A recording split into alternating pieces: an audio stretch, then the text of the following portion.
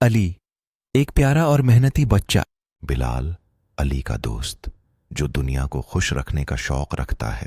صاحب ایک دکاندار جو دوستی اور محنت کی قدر کرتا ہے۔ ایک گاؤں میں علی اور بلال دو خوبصورت دوست مل کر رہتے تھے۔ علی ایک محنتی اور پیارا بچہ تھا جبکہ بلال دنیا کو خوش رکھنے کا شوق رکھتا تھا۔ ان کی دوستی میں خوبصورت لمحے گزرتے تھے۔ ایک دن علی نے بلال سے کہا، بلال ہمارے پاس بہت خوبصورت دوستی ہے، لیکن کیا ہم کچھ محنت کر کے اور لوگوں کی مدد کر کے دنیا کو مزید خوبصورت بنا سکتے ہیں؟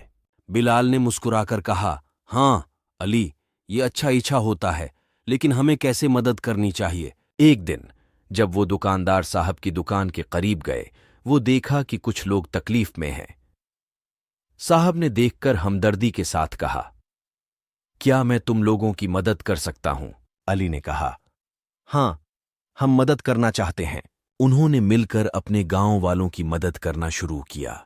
وہ لوگوں کے لیے درختوں کو لگانا اور صفائی بڑھانے میں مدد کر رہے تھے۔ ان کی محنت اور دوستی نے گاؤں میں خوبصورت تبدیلیاں لے کر آئیں۔ دیر ہو گئی اور وہ گاؤں کے لوگ خوشی سے بھرے چہروں کے ساتھ ایک دوسرے کو دیکھتے تھے۔ اس کہانی نے ہمیں یہ سکھایا ہے کہ دوستی اور محنت ہمیشہ کامیابی کی راہ میں مددگار ہوتی ہیں۔ ہمیں اپنے دوستوں کا ساتھی بنانا اور دوسروں کی مدد کرنا چاہیے تاکہ ہم سب اچھی زندگی گزار سکیں۔ مسلسل دوستی اور محنت ہمیشہ کامیابی کا راز ہوتے ہیں۔ جب ہم اچھے دوست بناتے ہیں اور محنت کرتے ہیں تو ہم دنیا کو خوبصورت بنا سکتے ہیں۔